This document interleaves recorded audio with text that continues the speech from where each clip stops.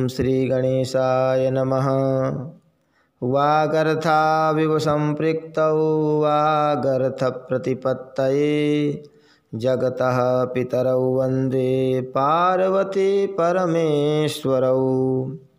श्रीमद्भागवत महापुराण नवम स्कंध 15वां अध्याय ऋचिक, जमदग्नि और परशुराम जी का चरित्र। ओम नमो भगवते वासुदेवाय। श्रीशुक उवाच ऐलस्य चोर्वशी गर्भात् षडासन्नात्मजा नृप आयुः श्रुतायुः सत्यायुः रयोऽथ विजयो जयः। श्रुतायोर्वसुमान् पुत्रः सत्यायोश्च श्रुतञ्जयः रयस्य सुत एकश्च जयस्य तनयो मितः। श्री सुखदेव जी कहते हैं, परीक्षित, उर्वशी के गर्भ से पुरुरवा के 6 पुत्र हुए। आयु, श्रुतायु, सत्यायु, रय, विजय और जय। श्रुतायु का पुत्र था वसुमान, सत्यायु का श्रुतंजय, रय का एक और जय का अमित। विजय का भीम, भीम का कांचन, कांचन का होत्र और होत्र का पुत्र था जन्हु। ये जन्हु वही थे जो गंगा जी को अपनी अंजलि में लेकर पी गए थे। जन्हु का पुत्र था पूरु, पूरु का बलाक और बलाक का अजक। अजक का कुश था। कुश के 4 पुत्र थे, कुशाम्बु, तनय, वसु और कुशनाभ। इनमें से कुशाम्बु के पुत्र गाधि हुए। परीक्षित, गाधि की कन्या का नाम था सत्यवती। ऋचिक ऋषि ने गाधि से उनकी कन्या मांगी। गाधि ने यह समझकर कि ये कन्या के योग्य वर नहीं है, ऋचिक से कहा, मुनिवर, हम लोग कुशिक वंश के हैं, हमारी कन्या मिलनी कठिन है, इसलिए आप 1000 ऐसे घोड़े लाकर मुझे शुल्क रूप में दीजिए, जिनका सारा शरीर तो श्वेत हो परंतु एक एक कान श्याम वर्ण का हो। जब गाधि ने यह बात कही तब ऋचिक मुनि उनका आशय समझ गए और वरुण के पास जाकर वैसे ही घोड़े ले आए तथा उन्हें देकर सुंदरी सत्यवती से विवाह कर लिया।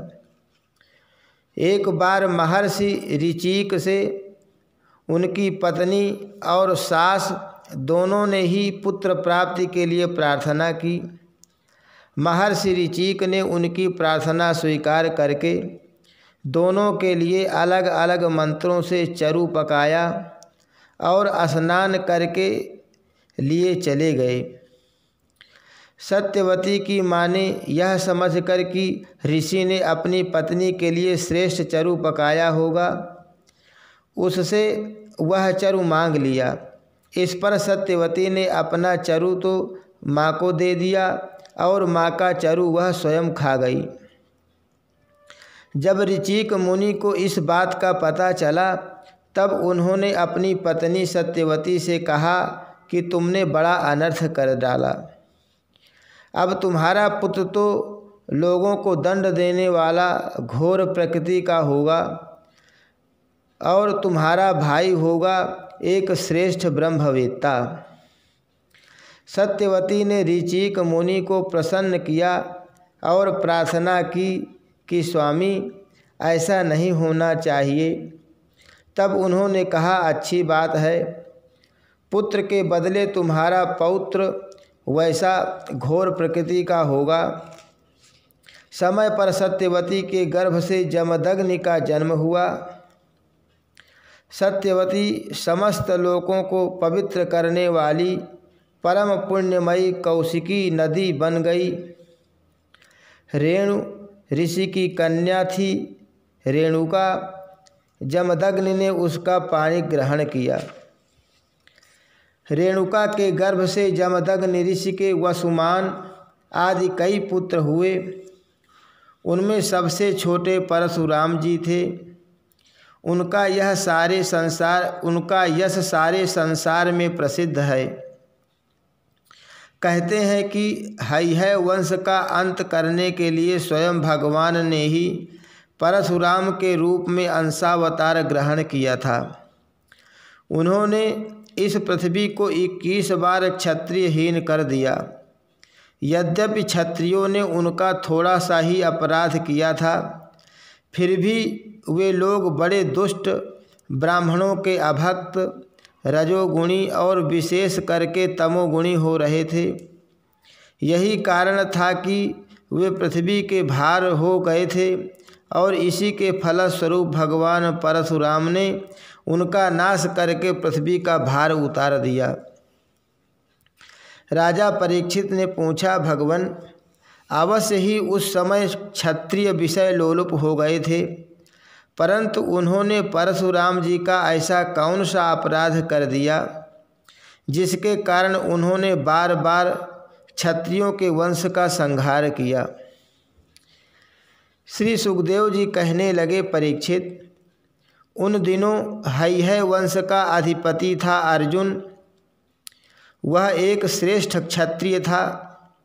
उसने अनेक प्रकार की सेवा शुश्रूषा करके भगवान नारायण के अंशावतार दत्तात्रेय जी को प्रसन्न कर लिया और उनसे 1000 भुजाएं तथा कोई भी शत्रु युद्ध में पराजित न कर सके, यह वरदान प्राप्त कर लिया। साथ ही इंद्रियों का अबाध बल, अतुल संपत्ति, तेजस्विता, वीरता, कीर्ति और शारीरिक बल भी उसने उनकी कृपा से प्राप्त कर लिए थे। वह योगेश्वर हो गया था। उसमें ऐसा ऐश्वर्य था कि वह सूक्ष्म से सूक्ष्म, स्थूल से स्थूल रूप धारण कर लेता। सभी सिद्धियां उसे प्राप्त थीं। वह संसार में वायु की तरह सब जगह बेरोक टोक विचरा करता। एक बार गले में वैजयंती माला पहने सहस्त्रबाहु अर्जुन बहुत सी सुंदरी स्त्रियों के साथ नर्मदा नदी में जल विहार कर रहा था। उस समय मदोन्मत्त सहस्त्रबाहु ने अपनी बाहों से नदी का प्रवाह रोक दिया। 10 मुख रावण का शिविर भी वहीं कहीं पास में ही था। नदी की धारा उल्टी बहने लगी, जिससे उसका शिविर डूबने लगा। रावण अपने को बहुत बड़ा वीर तो मानता ही था, इसलिए सहस्त्रार्जुन का यह पराक्रम उससे सहन नहीं हुआ।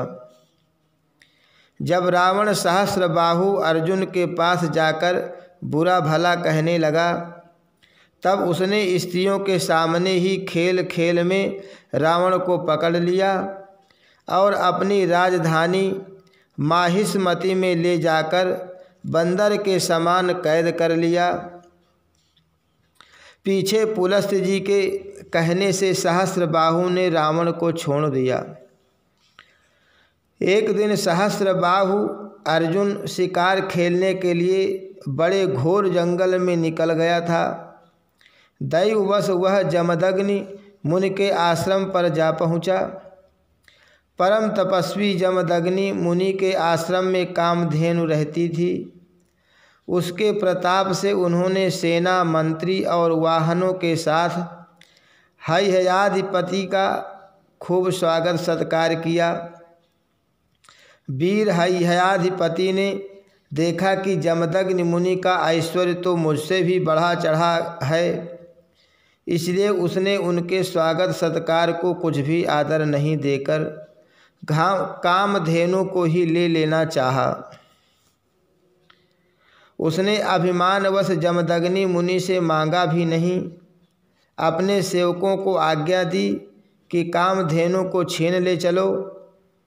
उसकी आज्ञा से उसके सेवक बछड़े के साथ बाँ बाँ डकराती हुई कामधेनु को बलपूर्वक माहिष्मतीपुरी ले गए। जब वे सब चले गए तब परशुराम जी आश्रम पर आए और उसकी दुष्टता का वृत्तांत सुनकर चोट खाए हुए सांप की तरह क्रोध से तिलमिला उठे। वे अपना भयंकर फरसा, तरकस, ढाल और धनुष लेकर बड़े वेग से उसके पीछे दौड़े, जैसे कोई किसी से न दबने वाला सिंह हाथी पर टूट पड़े। सहस्रबाहु अर्जुन अभी अपने नगर में प्रवेश कर ही रहा था कि उसने देखा परशुराम जी महाराज बड़े वेग से उसी की ओर झपटे आ रहे हैं। उनकी बड़ी विलक्षण झांकी थी। वे हाथ में धनुष, बाण और फरसा लिए हुए थे। शरीर पर काला मृगचर्म धारण किए हुए थे और उनकी जटाएं सूर्य के किरणों के समान चमक रही थी। उन्हें देखते ही उसने गदा, खड्ग, बाण, रिष्टि, शतघ्नी और शक्ति आदि आयुधों से सुसज्जित एवं हाथी, घोड़े, रथ तथा पदातियों से युक्त अत्यंत भयंकर 17 अक्षौहिणी सेना भेजी। भगवान परशुराम ने बात की बात में अकेले ही उस सारी सेना को नष्ट कर दिया। भगवान परशुराम जी की गति मन और वायु के समान थी। बस वे शत्रु की सेना काटते ही जा रहे थे।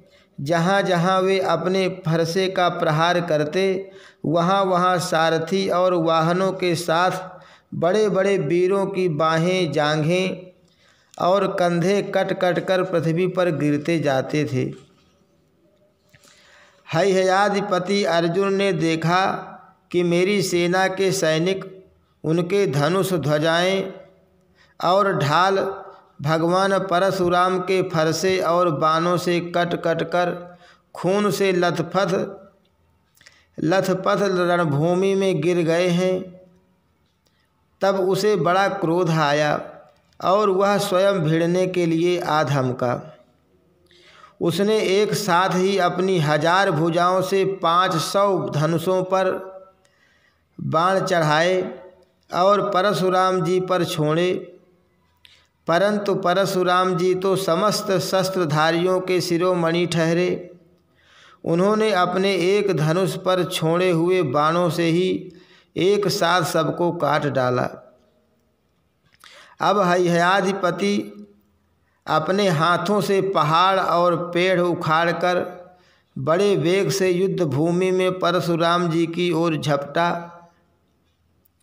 परंतु परशुराम जी ने अपनी तीखी धार वाले फरसे से बड़ी फुर्ती के साथ उसकी सांपों के समान भुजाओं को काट डाला।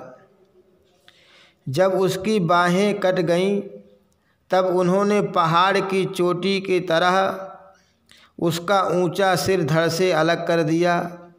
पिता के मर जाने पर उसके 10,000 लड़के डरकर भाग गए।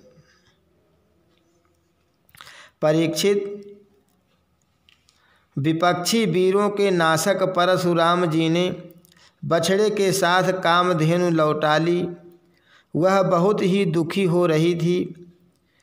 उन्होंने उसे अपने आश्रम पर लाकर पिताजी को सौंप दिया और माहिष्मती में सहस्रबाहु ने तथा उन्होंने जो कुछ किया था सब अपने पिताजी तथा भाइयों को कह सुनाया। सब कुछ सुनकर जमदग्नि मुनि ने कहा, हाय हाय परशुराम, तुमने बड़ा पाप किया। राम राम, तुम बड़े वीर हो, परंतु सर्वदेवमय नरदेव का तुमने व्यर्थ ही वध किया। बेटा, हम लोग ब्राह्मण हैं, क्षमा के प्रभाव से ही हम संसार में पूजनीय हुए हैं। और तो क्या, सबके दादा ब्रह्मा जी भी क्षमा के बल से ही ब्रह्म पद को प्राप्त हुए हैं। ब्राह्मणों की शोभा क्षमा के द्वारा ही सूर्य की प्रभा के समान चमक उठती है। सर्वशक्तिमान भगवान श्री हरि भी क्षमावानों पर ही शीघ्र प्रसन्न होते हैं। बेटा, सार्वभौम राजा का वध ब्राह्मण की हत्या से भी बढ़कर है।